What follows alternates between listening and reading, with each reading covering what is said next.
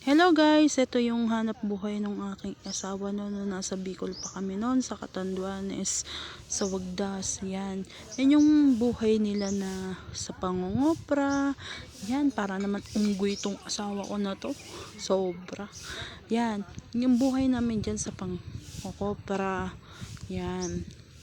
Kailangan nila muna na linisin yung mga bawat puno ng buko. Tapos nandyan pa ako noon, lagi ako sama-sama sa asawa ko noon, umakit pa ako ng bundok. Yan, kain ako ng kain ng buko. Tapos yung alam nyo ba yun sa inyog? Buwa daw tawag doon. Kailangan hati kayo noon. Pagka hindi daw, kakaroon ka daw ng buwa. Ano ba yun? Ay nako, kakaloka talaga yung mga panahon ng matatanda, no? Yan, para naman itong unggoy.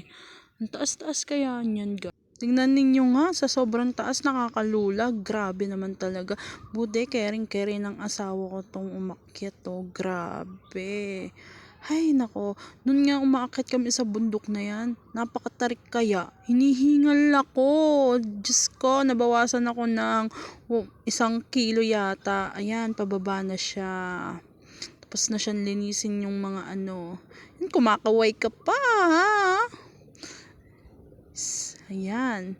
Yan yung hanap buhay nila. Yan. Yung abaka na yan. Nakikita nyo na yan. Yan yung inuulam din namin yan. Tapos meron din silang mga tanim na mga gabi. Hay, ang sarap kaya pagka ginagataan, libre lang yung buko, tsaka yung inyo, kukuha ka lang dyan sa bundok. Hay, grabe. Ayan na yung mga nilaglag niya, sinasalansan na niya, inaayos-ayos na niya. Yung mga inyog na yan. Ayan. Diba? Yan, binabalatan na niya. Isa-isa niya. Ang tools pa naman yung pambalat nila. Diyos ko. Muntik na kaya akong matusok sa kamay niyan. Grabe. Tulis.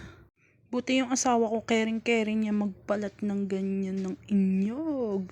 Ay, macho ng asawa ko. Yummy. At kailangan madiskarte ka sa buhay.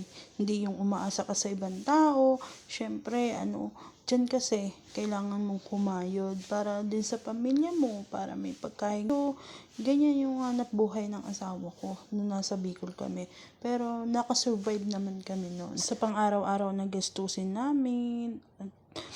Thank you for watching, guys. Love you so much.